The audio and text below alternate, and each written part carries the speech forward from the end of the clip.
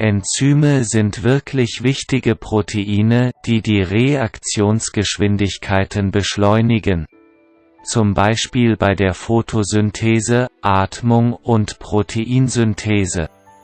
Enzyme sind als biologische Katalysatoren bekannt, weil sie die Aktivierungsenergie der Reaktion senken, ihn beschleunigen und am Ende der Reaktionen unverändert bleiben und können wiederverwendet werden. Enzyme können auf unterschiedliche Weise wirken. Einige Enzyme helfen dabei, große Moleküle in kleinere zu zerlegen.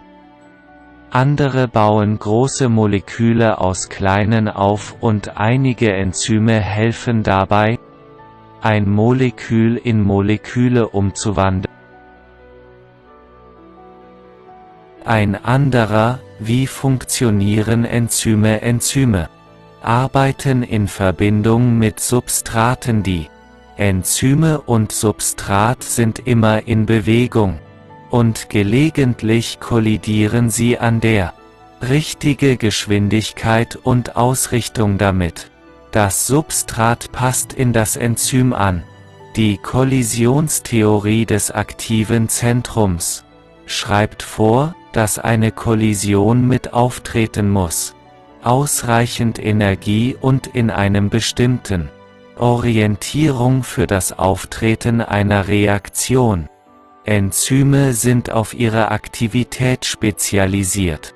Website entspricht der Form eines bestimmten Substrat, mit dem sie reagieren können. Enzyme sind die zusammengesetzten Substrat.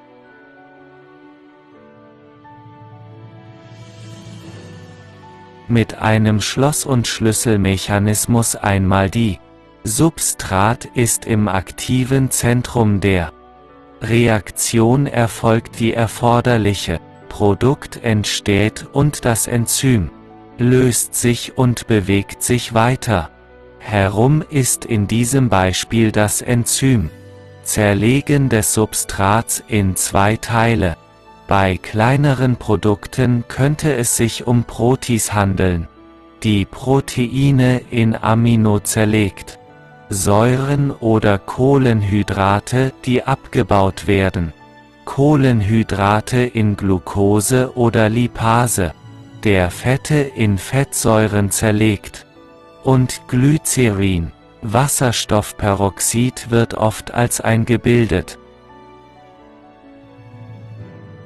Ergebnis der Reaktionen selbst, und wenn es zum Aufbau zurückgelassen wird, ist es schädlich. Zum Glück haben wir Katalase-Enzyme, die das Wasserstoffperoxid sehr schnell in harmloses Wasser zerlegen, und Sauerstoffenzyme helfen beim Aufbau solcher Moleküle. Aber der Prozess ist immer noch genau das gleiche. Obwohl Enzyme fantastische Dinge tun, sind sie alle empfindlich. Jedes Enzym hat optimale Bedingungen, unter denen es am besten funktioniert. Erstens muss genügend Substrat vorhanden sein. Nur die ausreichend hohe Substratkonzentration für die Reaktion, die sie katalysieren, wenn vorhanden. Wenn zu wenig Substrat vorhanden ist, wird die Reaktionsgeschwindigkeit manchmal verlangsamt. Wenn zu viel Produkt in der Nähe ist, verlangsamt sich die Reaktion, da die Enzyme und Substrat möglicherweise zusammenstoßen, sodass das Produkt für eine höhere Reaktionsgeschwindigkeit entfernt werden muss. Enzyme haben auch optimale pH- und Temperaturbedingungen bis zu einem Punkt, an dem eine Temperaturerhöhung zu erhöhten Reaktionsgeschwindigkeiten führt, da mehr Wärmeenergie vorhanden ist. Mehr Energie bedeutet keine Kollisionen. Oberhalb einer bestimmten Temperatur fällt die Geschwindigkeit jedoch ab.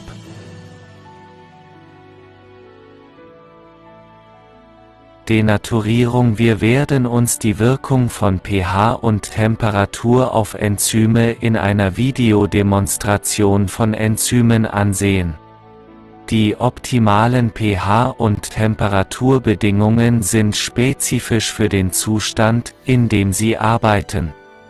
Ein Enzym, das beispielsweise im Magen arbeitet, wird saurer optimaler pH-Wert und natürlich müssen sie genügend Enzyme in der Nähe haben, damit die Reaktionsgeschwindigkeit optimiert werden kann, damit wir wissen, dass Enzyme und Substrat so an der aktiven Stelle zusammenkommen, um einen Schlüssel- und Schlossmechanismus zu filmen, der das Enzym dann das Produkt freisetzt und kann verwendet werden.